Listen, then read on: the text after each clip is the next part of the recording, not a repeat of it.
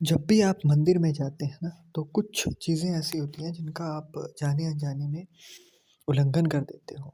तो मैं आज ऐसी 8 चीज़ें आपको बताने वाला हूँ, 8 ऐसे नियम बताने वाला हूँ जिनका आपको ध्यान रखना है। सबसे पहली बात, जब आप मंदिर में जाएँ और वहाँ पर कोई दंडवत प्रणाम कर रहा हो,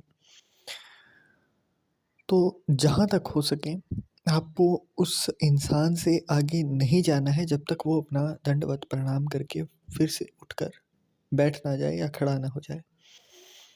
दूसरी चीज़, मंदिर में जब मूर्ति के आप बिल्कुल ठीक सामने आकर के खड़े होते हो ना, तो ये काम नहीं करना होता है आपको। इसमें स्पेसिफ़िकली अगर आप शनिदेव के मंदिर जा रहे हो, हनुमान जी के मंदिर जा रहे हो या फिर माँ दुर्गा के मंदिर में हो, तो नहीं करना होता है स्पेसिफ़िकली।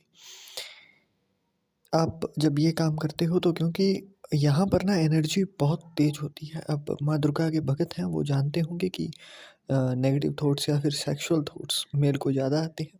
हनुमान जी के मंदिर में जाते हो तो फिर वहीं एंगर ज़्यादा आता है।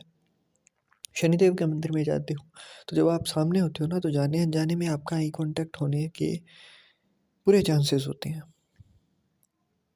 तो आई कॉन्टैक्ट नहीं किया जाता है ना?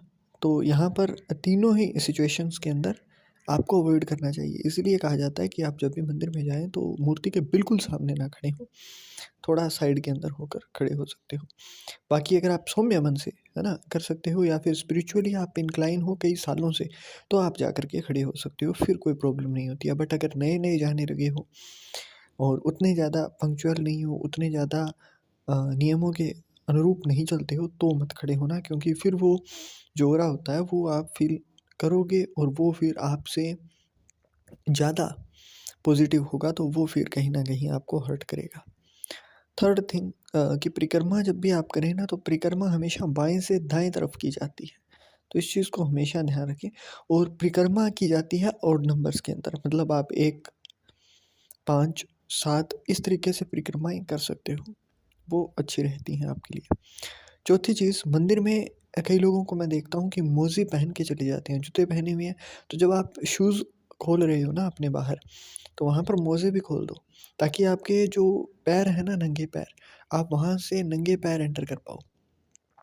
क्योंकि पैर आपके केतु को दिखाते हैं और मंदिर जो है वो जुपिटर और वीनस दोनों के ही कॉम्बिनेशन को दिखाता है।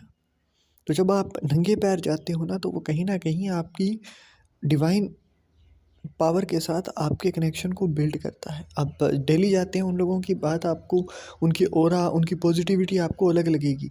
उनकी बातें सच होने लगती हैं, वो इसी वजह से होती हैं क्योंकि आपका इंक्लाइन होने लगता है सब कुछ। आप एक अलाइनमेंट में आने लगते हो वहाँ पर।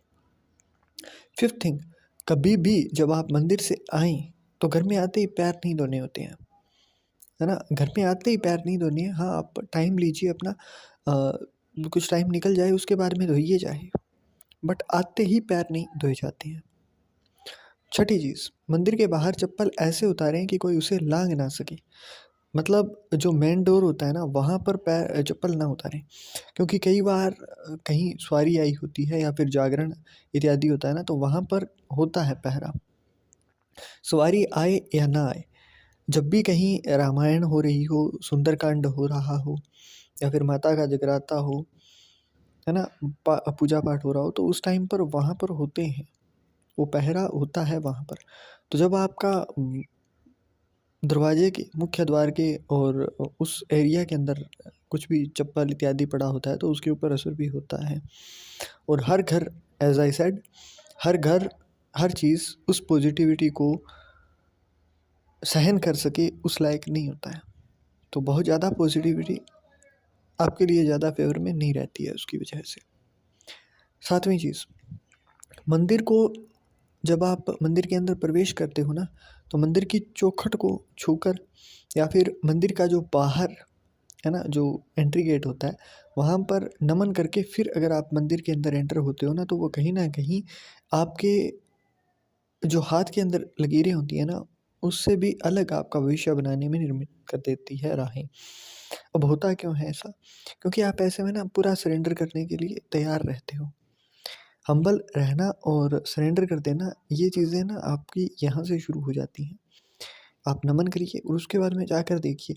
ज़्यादा नहीं कहूँगा मैं, अगर आप डेली जा रहे हो ना तो विदिन अ फ्यू डेज़, कई लोग अगर डेली करते हैं पूजा पाठ, मैं ये नहीं कह रहा हूँ कि आप हर दिन पूजा पाठ करो, बट हाँ, अगर आप हनुमान चालीसा या फिर दुर्गा सप्तशती कोई भी एक पाठ करते हो, फीमेल्स के लिए जैसे कि महीने में पूरा महीना नहीं कर पाते हो तो बट करते हो, आपके मन में वो श्रद्धा भाव रहता है।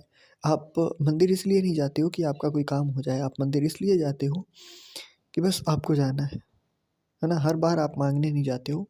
तो ऐसे लोगों के साथ ये चीज़ होती है, अगर आप चौखट को नमन करके फिर घुसते हो ना, तो चाहे आपके हाथ को देख कर के कोई भी ज्योतिषी, मैं खुद ये कार्य करता हूँ बट फिर भी मैं आपको कह रहा हूँ, अगर मैं भी कह दूँ ना आपको कि ये काम नहीं होगा और आप करके देख लेना, वो काम हो जाएगा। क्योंकि फिर वहाँ पर बंधन टूट जाते हैं, वहाँ पर ये लकीरें नहीं चलती हैं, वहाँ पर फिर सीधा हुक्म चलता है उनका। एट्थ और इस वीडियो का लास्ट पॉइंट, जब आप मंदिर के अंदर घुसते हो ना, कई लोग को मैंने देखा है कि वहाँ पर घंटी बजाएँगे और सीधा अंदर चले जाएँगे। वो घंटा जब आप बजाते हो ना तो वहाँ पर उसके नीचे खड़ा भी होना होता है। चाहे 5 सेकंड के लिए खड़े हों बट घंटा बजाने के बाद में वहाँ खड़े, उसके बाद में अंदर जाएँ। अगर बहुत ज़्यादा भीड़ है तो थोड़ा वेट करिए, घंटा बजा कर के कुछ और करने लग जाइए चाहे वहाँ पर, है ना? बट घंटा बजाने के बाद में वहाँ पर 2-4 सेकंड खड़े होने का अलग फ़ायदा होता है। तो आपको ये चीज़ें जो मैंने बताई हैं, आई होप सो आप इन चीज़ों के ऊपर गौर फरमाएँगे और ध्यान भी रखेंगे आगे से।